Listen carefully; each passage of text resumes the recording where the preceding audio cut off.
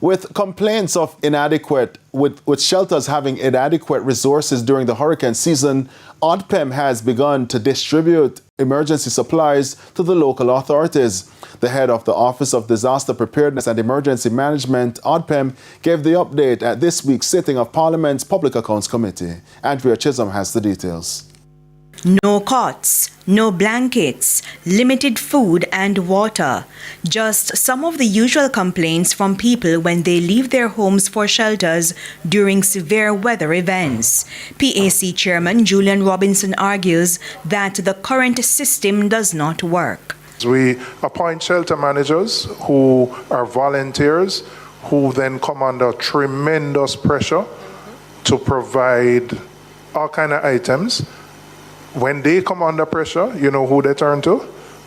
The members of Parliament to say, I'm at this shelter, or one cut there, we're not enough food, etc., etc. What we would have done before the start of this hurricane season, would have had discussion with the municipal corporations, would have written to them, would have caused for them to conduct their own needs analysis around their particular spaces, and then revert to us with their needs list. We are currently, even today as we speak, more deliveries are going out to bring to them items for pre-positioning. Director General of ODPEM, Commander Alvin Gale, reiterates that shelters are under the remit of the local government ministry and the shelter regulations are being reviewed.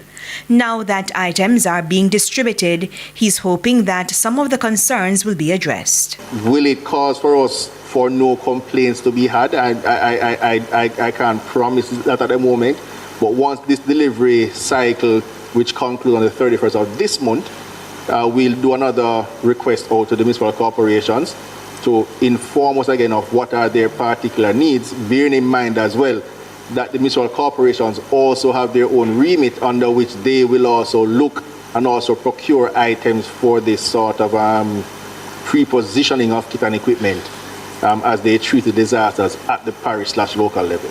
There have also been training sessions for shelter managers and training for the operation of national as well as parish disaster committees. We have engaged with international partners and local partners around one of the larger issues is what percentage of the population would we be able to outfit with disaster relief kit and equipment in the event of a circumstance. So we're working through those programmatic areas and also developing the funding model around it. So what can Jamaicans expect at shelters going forward?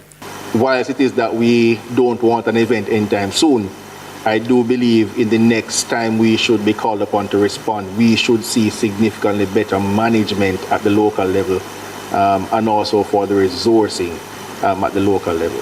Andrea Chisholm, TVJ News.